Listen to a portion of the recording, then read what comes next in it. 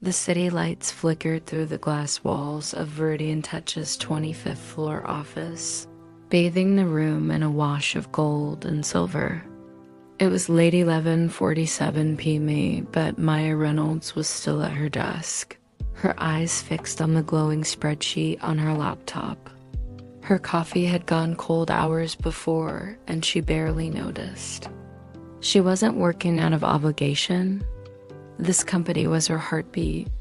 Every sleepless night, every risk she'd taken over 6 years, had built this firm from scratch. Across the room, Ethan Cole's office light was on. His silhouette moved behind the frosted glass tall, composed, practiced. Ethan had been her co-founder, the man who'd given her a foot in venture meetings when no one else would listen. Their partnership had felt, for a long time, like a rare thing, loyalty bound by a shared obsession to make data security human again. Then came the email. Subject: urgent, Viridian Tech acquisition, confidential. Maya clicked, the world narrowing into a single file. A PDF contract stamped with Viridian Touch's logo and start name of arrival, Centric Systems. The acquisition terms were ruthless full payout, immediate transfer of proprietary tech, a clause freezing Maya's shares pending approval. At the bottom, 2 signatures, Ethan Cole and Rachel Chun, CEO of Centrix. Maya's name was nowhere. For a long time, she sat unmoving, as if the chair itself had turned to wet cement. The hum of the city dimmed to a distant drone. Ethan opened his door behind her and stepped out, tie over his shoulder, smiling like it was any other night. "You're still here," he said. "You should get some sleep." "Tomorrow?" she asked, closing the laptop with fingers that didn't feel like hers. "What's happening tomorrow, Ethan?" He blinked like someone waking from a pleasant nap. "Meetings. Investor calls." Maya didn't let him finish. The words came out of her in a quiet rage. "You sold us. You sold the company." He tried that old line, the business, the survival tactic. "Maya, this is about what's best for the company." "What's best for you?" she said. "You knew I wouldn't sign off." His silence was the answer she'd feared. When the elevator doors closed, she let the tears come silent, steady drops in the car's glossy mirror. Memories washed over her. The cramped co-working space where she and Ethan had pitched their first demo. The duct-taped prototypes, the raw midnight conversations about what the world would look like when they succeeded. Ethan had been beside her for all of it. She had trusted him with everything. Now he had cut her out. Quietly, like severing a limb. She didn't leave the office that night. She dug. Email threads, server logs, meeting invites. The picture that formed was clinical and precise. Ethan had been planning the move for months, layering phantom shareholders, creating shell companies, engineering board votes. He'd taken their investors aside, offered them a number that blinded rationality, and then signed the papers that froze her out. This was not the chaos of a sudden decision. It was execution. At 2:14 a.m., she closed her laptop. The burn of betrayal had turned into something else, purpose. He had taken everything. She would take it back, if not the company, then the truth, the legacy, the sense of self that had been ripped away. She did not know how yet, but she would not walk away broken. The following week unfolded like a public unraveling. Ethan called a press conference. There were polite questions from reporters, forced as smiles, carefully rehearsed lines about strategic alignment and maximizing shareholder value. Maya watched from the back row, a name-tagged phantom. Cameras caught her face composed, fragile, and the world saw the corporate ruin spelled across her features. Investors came with questions. Verity & Touch's board convened emergency sessions. A freeze on her voting rights left her impotent in decisions about the very technology that bore her fingerprints. The same algorithms she'd encoded into existence were now being transferred under new terms to Centrix's servers. The heartache was sharp, but the practical blows were worse. Banks flagged her accounts. Partners called with cautious distance. The old staffers who'd once joked in the cafeteria avoided her eyes. The day the closure finalized, someone leaked the acquisition money figures to the press. Heroic business move, some op-eds called it. A necessary consolidation, others wrote. The language was clinical, but the effect on her life was brutal. The home she'd designed as a nest for future mornings now felt like a showroom she could no longer afford. Rumors swelled investors, whispering that she was unstable, that she'd mismanaged cash flow. In the months that followed, the slings of reputation stung more than the loss of shares. Privately, Ethan moved into the spotlight, interviews, conference panels, accolades. Rachel Chun, Centrix's CEO, smiled at his side. The two became an image of sleek, forward momentum in every business magazine. Maya watched, cataloging every article like evidence. She had everything to lose. But in that loss, something else germinated. When the board voted to block her from executive privileges, she didn't scream. She returned calls politely. She signed the paperwork. She was told to sign and then quietly called the liar she'd used in early seed negotiations graceful. Retreat had been a choice she made before when their first investor demanded control over product direction. Maya had ceded some authority to keep the firm alive. This time she fought differently. She was not asking for a seat at the table. She intended to reconstruct the table dot in the next weeks. She rebuilt from the ground floor. She rented a small studio in Soma, packing up her life into boxes. Friends offered condolences and avoidance in equal measure. Where she expected escape, she felt the hollow of the world's indifference. But with that hollow came clarity. The public humiliation had narrowed her options and paradoxically clarified her goals. Maya began to speak quietly to people Ethan had overlooked. Engineers pushed out by the acquisition, contractors who'd been stiffed, former clients who'd been reassured and then forgotten. She found in them something she'd needed: truthful anger and a willingness to help. They were the kind of people who kept their heads down and did honest work.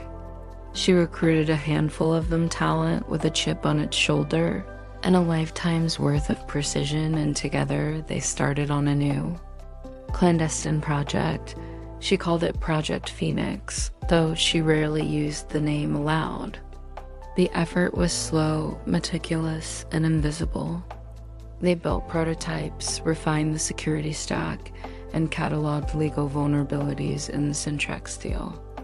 Maya read contracts at midnight, identified clauses that had been improperly executed, and mapped the chain of custody for source code and patents. She found small administrative errors, the kind that do not show up in press releases, but do show up in legal discovery. Revenge, she decided, would not be spectacle. It would be justice delivered in a courtroom, not a street brawl.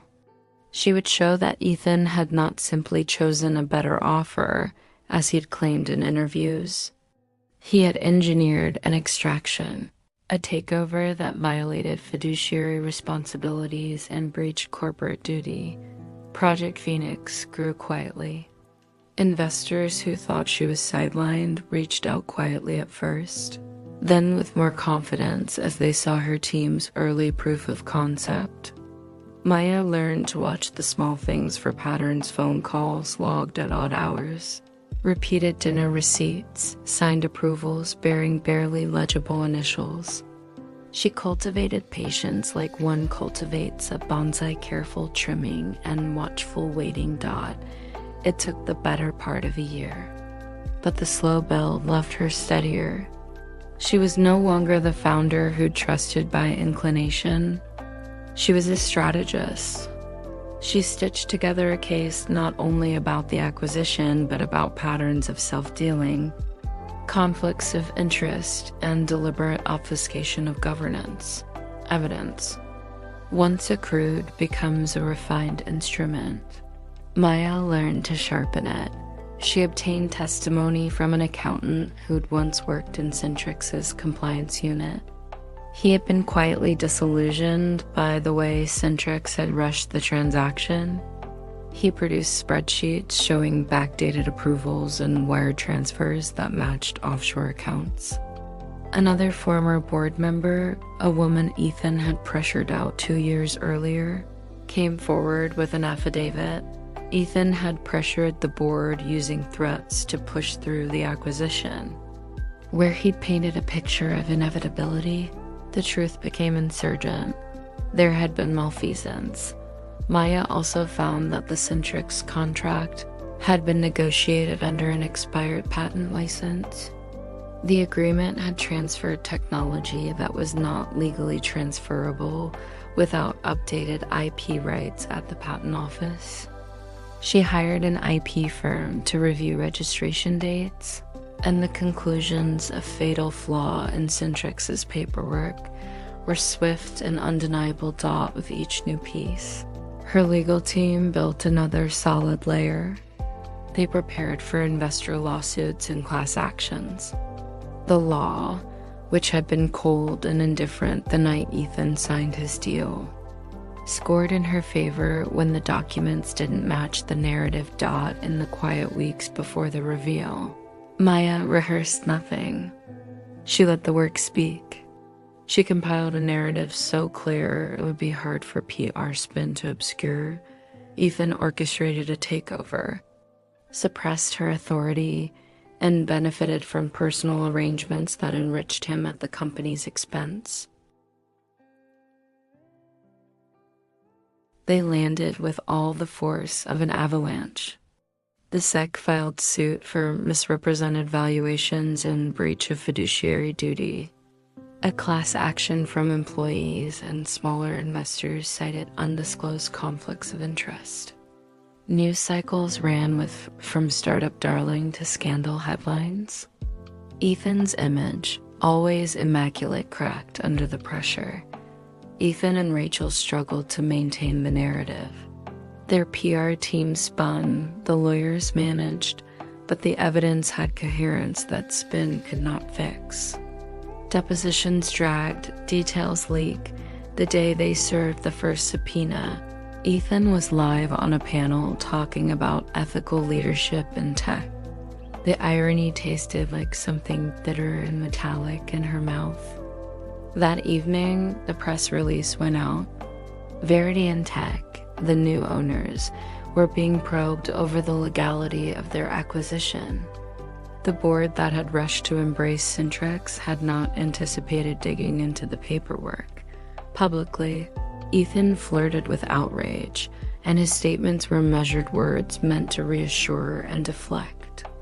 He insisted that the deal had been above board, that any accusations were attempts by a disgruntled former employee to sow dissent. But investors and journalists start to smell blood around the story, and the scent spread. The real victory came not from a courtroom soundbite, but from the documents themselves. Depositions revealed emails where Ethan had urged outside counsel toward aggressive clauses that shielded him from liability. Bank records connected an apparently unrelated consulting firm to a shell account used to funnel bonuses to him during the acquisition window. Each revelation tightened the knot, and the narrative turned from business decision to breach and self-dealing. Even so, the emotional cost mounted. As the public spotlight returned, friends drifted. Some who cheered Ethan's speeches now avoided him, and by extension her. The loneliness of the process was real. She had won the strategy-level battle without ever rejoicing. The work required quiet focus, not performative victory. Yet when a federal investigator called one of the quiet men in the gray suits who never leaked, Maya felt a small, private relief. The company that had once crowned Ethan as a visionary was now under scrutiny. Justice, she realized, did not look like instant catharsis. It looked like a pile of paperwork and patient persistence. When the first indictments were handed down, Ed and former partners who'd been quiet began whispering their own memories into microphones. Centrex's stock tumbled when key clients expressed concern. For Maya, these were strange days. She watched the unraveling with a sense of odd detachment. Some people expected triumphs to be loud confetti, proclamations, vindictive glee. Instead, she felt only a quiet, numb satisfaction when she saw the headlines. Her revenge was not about breaking Ethan's face or stealing his watch. It was about accountability. If you violated trust at this scale, you had to answer for it. Yet even the court victories exacted cost. In one hearing, a journalist asked her whether she expected to get the company back and whether it mattered.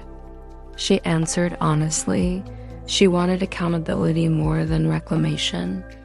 She wanted the promise they'd made in that co-working space to mean something again.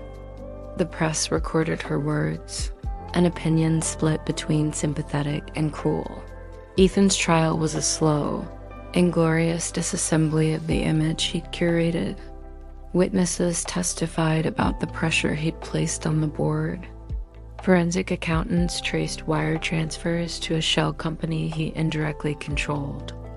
In glimpses during recesses, Ethan looked smaller than she remembered, an anxious man trying to maintain control of an unraveling life. When he was ultimately found liable on several civil charges, the court ordered restitution and temporary freezes on his assets. Pending criminal review, the corporate fallout reshaped the tech ecosystem in their city. Investors became warier. Startups began to formalize governance in ways they'd once thought unnecessary. Maya, who'd once been the founder reduced to a name and an earnings report, now had partners who treated her with professional respect. A number of her staffers from the secret lab were offered positions at respected firms. Their reputations repaired quietly as veracity prevailed. If the legal outcomes were satisfying, they were also sobering. The story of Ethan's fall made 1,000 think pieces about ambition and ethics. She was lauded in some, scorned in others. But the most telling effect was personal. The people who'd been closest to Ethan and benefited from his rise were not immune from consequence. Friends lost investments. Advisors lost credibility. The fallout reached further than one man. It exposed a system that enabled his behavior, and yet, in private, when the dust settled, Maya realized the victory had not brought peace. It had brought closure on a single chapter, not an easy restoration of trust. The empty spaces where personal relationships had been remained hollow. There was no triumphant embrace to add to the paperwork. Justice had been served, but healing would be another, slower thing. After courtroom lights dimmed and the documentaries aired for a season, life assumed a different, quieter rhythm. Maya helped establish new standards at industry conferences and advised on policy panels about corporate governance. She returned to engineering, the work she loved, licensing a new privacy framework to a consortium of universities and nonprofit initiatives. Her work drew genuine admiration and slowly, friends who proved to be real. Yet the personal aftermath remained complicated. The people who once mattered changed. Ethan faded from the main pages, reduced to a cautionary tale. He moved out of the city and disappeared from social circles that had once adored him. Their mutual friends fractured quietly into camps, those who sided with him, those who saw the evidence, and those who simply sought to avoid entanglement. For Maya, the victory left her with a powerful ache. She had regained moral ground and professional dignity, but at the cost of something she couldn't recover: the years of intimacy and the imagined we that had shaped her life. She'd had a partner once, a man whose energy had been woven into the fabric of her days. Now that fabric had a hole she could not mend. One evening, months after the final settlement, she found Ethan outside a cafe they loved when the firm was still small. He had aged in the way shock ages people, gray at the temples, hollow at the eyes. They spoke with the fragile politeness of people who had once been intimate, but had no common ground anymore. "You did what you had to?" Ethan said in a voice that might once have been confident. "I did what I had to," Maya replied. "I built a case, not a vendetta. I wanted to make sure the company and the people who trusted it didn't get crumpled under someone's ambition." Ethan looked at her. For a moment, she thought she saw regret, the human, messy kind. "Do you miss it?" He asked Dot. She thought of boardrooms and design sprints, the nights where they'd both felt they were on the cusp of something monumental. She thought of the small betrayals that had crept and calcified. "I miss the dream we had," she said honestly, "but not what we became." As they parted, it felt like the closing of a book. No fireworks, no dramatic line. Just two people who once shared history, now separate, carrying their own scars. Maya continued her work. She launched a mentorship program for women engineers, funded through a foundation she started in the wake of the scandal. She taught governance workshops and advised young founders on building charter documents that could survive pressure from charismatic leaders. She reconstructed her life not as a reclamation of what was lost, but as a redefinition of purpose. There were nights when the loneliness crawled in, when the city's glass towers looked like a chorus of other people's lives. She accepted invitations slowly, learned to value solitude as a space for creation rather than a hole to be filled. She fell in love with the quiet hum of good code and the slow satisfaction of a secure system closing another gap. The last act of the revenge had been strangely anticlimactic in the material sense. Ethan paid fines. Some assets were frozen. His reputation was seared, but the emotional ledger was not so simple. In the weeks and months after the public verdict, Maya found herself stepping into rooms where people looked at her with a mix of respect and caution, as if she were a person who had wrestled a moral tide and come out steady. That steadiness cost her friendships that were honest and messy. It cost the uncomplicated ease of shared coffees with a partner. On an autumn morning, standing at a panel for privacy advocates, Maya found herself thinking of beginnings. The passion that had built Verity and Tech remained. It had been refined by pain rather than broken. In the audience was a young engineer who'd once been in her clandestine lab, someone who'd been stewarded into a real job by the steady hand of the team she'd built. He looked up as she spoke and smiled, the kind of smile that told her she'd made a difference. When she finished, people applauded and the sound landed on her like a gentle tide. It didn't erase the past. It simply acknowledged what she'd done, taken a broken thing and made something honest of it. She walked out into the crisp air, feeling the cool of the city on her face. She had won on terms she would have never chosen when she was younger and more naive.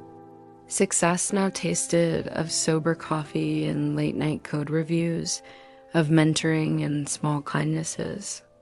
Justice had a price. It had claimed part of her heart in the exchange dot at the riverfront that evening. She looked at the water and thought of architecture, how buildings sometimes required demolition before the new could rise. She had torn down lies and cold ambition and built, carefully, a new structure founded on transparency. The victory was not the rush she had once imagined. It was quieter, harder, and lonelier. It was worth it, she decided, because it was real. She tucked the memory of betrayal into the past and started on the next. Blueprint one made by hands that loved what they were creating again. Not the illusions of a partnership that had been broken, the skyline reflected in the water like a promise. Maya left the river with slow, deliberate steps. She had lost the easy comfort of companionship, but she had gained a clearer self. The company she loved would grow under better hands, and she would help cast the scaffolding. Justice had been done. Her heart, however, remained fragile, healed enough to stand, wide open enough to ache, and steady enough to continue building.